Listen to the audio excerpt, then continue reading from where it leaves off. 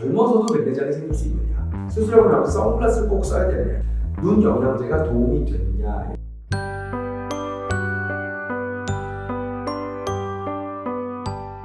안녕하십니까? 서울글로우 안과 차용재 원장입니다.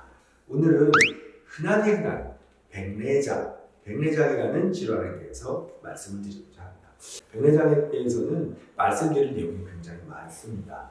그래서 오늘은 특별히 여러 가지 내용 중에 백내장 수술 후 부작용, 여러분들이 걱정하시는 부분에 대해서 아주 말씀을 드리고자 합니다. 백내장이라는 건 다 아시죠? 나이가 들어가시면서 눈이 침침해집니다. 이렇게 알고 계시는데 백내장 수술을 언제 받아야 되느냐를 놓고서 우리 진료 현장에서 혼란을 겪는 환자분들을 종종 보게 됩니다. 백내장 수술은 내가 침침할 때 받는 게 맞는가? 또는 내 눈의 건강을 맡기고 있는 주치 선생님, 안과 전문의 선생님이 수술 받을 때가 됐습니다. 할 때 수술 받는 게 맞는가? 나는 침침한 걸 잘 모르겠는데 수술 받을 때가 됐다라는 설명을 들었을 때 당황스럽고, 나는 침침한데 아직 수술할 때가 안 됐습니다라고 들었을 때도 고개를 갸우뚱하십니다.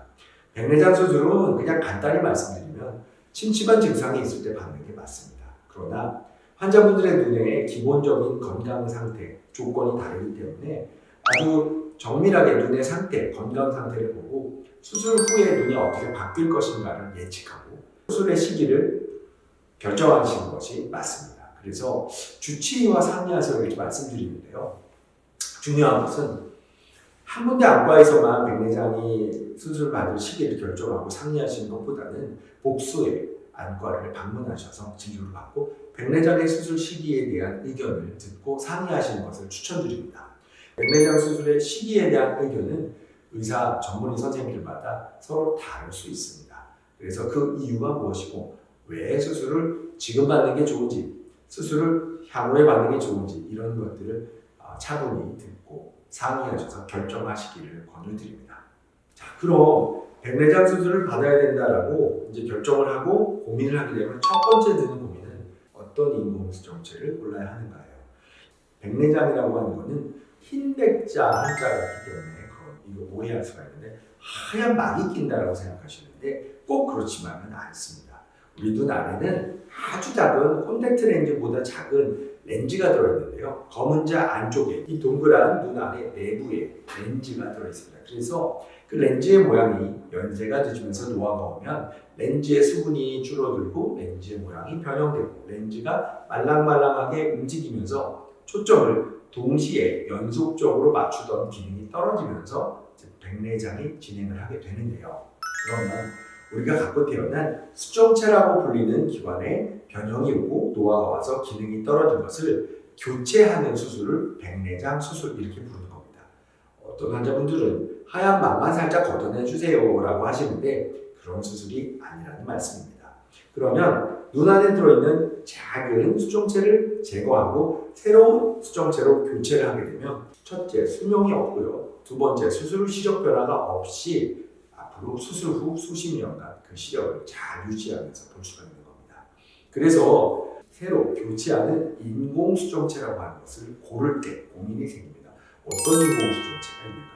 수정체는 종류가 초점의 종류에 따라서 단초점, 이중초점, 삼중초점 또는 다초점 이렇게 불리우는 수정체들이 있고요. 또 이 수정체들에 따라서 각각에는 난시를 교정할 수 있는 수정체, 난시 교정을 하지 않는, 할 수 없는 수정체로 나눠서 한 6가지 종류의 수정체가 있다고 보시면 됩니다. 어떤 인공수정체를 선택할까는 각각의 환자들이 처한 상황에 따라 다르십니다. 어떤 직업을 갖고 있느냐, 취미 활동을 한다면 어떤 일을 하는가, 또는 업무를 한다면 근거리를 집중해서 봐야 되는가, 원거리를 집중해서 봐야 되는 일을 하는가, 이런 것들에 따라서 어떤 인공수정체를 선택하느냐를 결정하시는 거고요. 수술 후에 그 결과에 따라서 삶의 질이 바뀌게 됩니다. 눈이 3중초점, 2중초점과 같은 다초점의 인공수정체를 하기에 적합하지 않은 눈의 경우에는 단초점으로 수술을 받으시는 것을 권유드려야 되는데, 환자분께서 다초점 꼭 하고 싶다, 돋보기를 쓰고 싶다, 이런 욕구가 있으실 때 주치의 선생님이 다초점을 원하시면 한번 해보죠 라고 한 결과 수술 후에 다초점으로 인한 번짐 또는 흐려 보이기 때문에 고생을 할 수도 있습니다. 그래서 수술 전에 꼼꼼한 검사가 필요하고 수술 후에 어떻게 눈이 보일 것인가를 시뮬레이션을 할 수 있는 환자한테는 시뮬레이션을 좀 해보시면 좋고요. 그렇지 않은 경우는 주치의가 예측하고 그 결과를 상세히 설명해서 의견을 듣고 또 이해한 다음에 수술을 받으시는 것을 권해드립니다.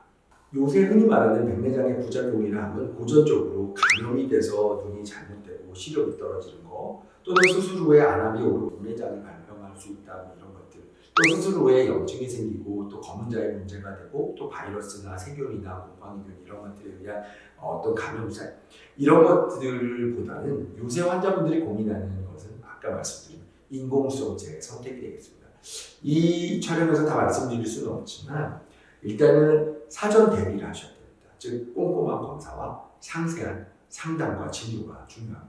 비싼 것이라고 해서 누구에게나 좋은 게 아니기 때문에 또 내가 눈이 건강하고 3중 초점, 2중 초점 이런 것들을 다 할 수 있는 눈에도 불구하고 다초점을 하면 번져 보이고 불편해진다더라 하고 나서 고생한다더라 이런 막연한 두려움, 소문을 듣고 내가 다초점을 하고 편하게 보고 즐겁게 생활할 수 있는데도 그런 것들을 못하는 경우도 안타까운 경우가 되겠습니다.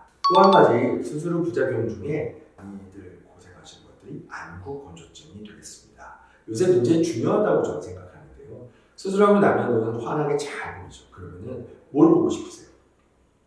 산과 들을 보고 싶으세요? 기차를 타고 여행을 가서 산과 들을 보신다고요? 아닙니다. 대부분 핸드폰을 봅니다. 그래서 연세가 집에 타신 환자분들도 하루에 핸드폰을 보는 시간이 굉장히 많습니다. 핸드폰을 자주 보게 되는데 핸드폰을 환한 눈으로 잘 보고 너무 즐거운데 한 몇 주, 몇 달 보다 보면 갑자기 눈이 침침해지고 불편해지는 안구 건조증의 악화가 옵니다. 백내장 수술 전에 검사할 때 백내장 수술과 관련된 눈의 건강 상태, 어떤 인공수정제를 선택할까가 연결이 되고요. 수술 후에 안구 건조증이 얼마나 악화될 것인가도 미리 수술 전 대비를 할 수가 있습니다. 그 대비도 할 수 있고 또 수술 후에 사후 관리도 할 수 있습니다. 백내장 수술 후 보이는 것, 또 행복하게 잘 생활하고 잘 보고 즐겁게 지내시는 삶의 질을 결정하게 되는 겁니다. 오늘 말씀드린 백내장 수술 후 걱정되는 부작용, 첫 번째, 어떤 인공수정제를 선택하느냐에 따라서, 두 번째, 안구 건조증, 두 가지 말씀드렸는데요. 안구 건조증 관리에 대해서는 제가 지난번 촬영 때 글로브 TV를 보시면 안구 건조증 관리법이 있죠. 자가관리법, 댁에서 할 수 있는 홈찜질, 뭐 여러 가지, 또 스마트폰을 보면서 라이프 스타일을 어떻게 바꾸시고 어떤 것들은 하면 좋고 어떤 것들은 하면 안 좋고 이런 것들을 찾아보셔서 수술 후 안구 건조증 관리에도 동일하게 적용이 되니까 꼭 눈의 안구 건조증 관리를 잘 하셨으면 좋겠습니다. 백내장 수술과 관련된 퍼져 있는 얘기 중에 하나는 젊어서도 백내장이 생길 수 있느냐 뭐 이런 것들 궁금해하는 분들이 계세요. 젊어서 백내장 생길 수 있습니다. 백내장은 기본적으로 노인성, 노화에 의한 백내장이긴 하지만 예를 들어서 젊었을 때부터 당뇨가 있다던가 아니면 어릴 때 아토피가 심했다던가 또는 눈에 충격을 받았다던가 눈 안에 생기는 특별한 염증을 앓은 적이 있다면 백내장이 젊은 나이에도 빨리 진행해서 수술을 받아야 되는 경우도 있습니다. 두 번째 많이 좀 퍼져 있는 얘기는 수술하고 나면 선글라스를 꼭 써야 되느냐입니다. 아닙니다. 백내장 수술 후에 인공수정제가 안에가 들어갔어요. 너무 잘 보여요. 그럼 선글라스 꼭 써야 됩니다. 꼭 그렇지만 않습니다. 물론 직사광선을 피하는 것은 굉장히 중요합니다. 그것은 백내장 수술 전에도 마찬가지고 수술 후에도 동일합니다. 햇빛이 강한 한여름이다. 이럴 때는 챙이 큰 모자를 쓰시고 또는 선글라스를 쓰시는 것도 좋습니다만 백내장 수술을 했다고 해서 선글라스를 필수적으로 꼭 껴야 되는 것은 아닙니다. 세 번째는 눈 영양제가 도움이 됐냐 이런 겁니다. 백내장이 있어요 그러면 어떻게 예방합니까? 눈 먹느냐 없어요? 안약 없어요 하시는데요. 백내장에 처방하는 안약은 과학적으로 백내장 진행을 늦추는 효과가 거의 없는 것으로 이미 객관적으로 알려져 있고요. 영양제들은 백내장의 진행과는 무관한 것입니다. 첫 번째, 젊어서도 백내장이 생길 수 있다.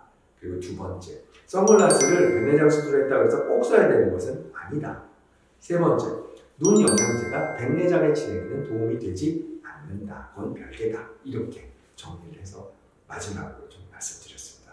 여러분 오늘 짧은 시간인데요. 백내장 수술 후 관리, 부작용, 걱정하시는 면들에 대해서 말씀을 드렸는데 가장 중요한 거는 진료를 받으시는 겁니다. 진료를 받고 꼼꼼한 검사와 구체적으로 환자분에 해당되는 그런 진료와 상담 이것들이 필요하다고 생각이 되니까 믿을 수 있는 근처 안과를 찾으셔서 환자분의 눈을 잘 관리하시기를 바랍니다. 감사합니다.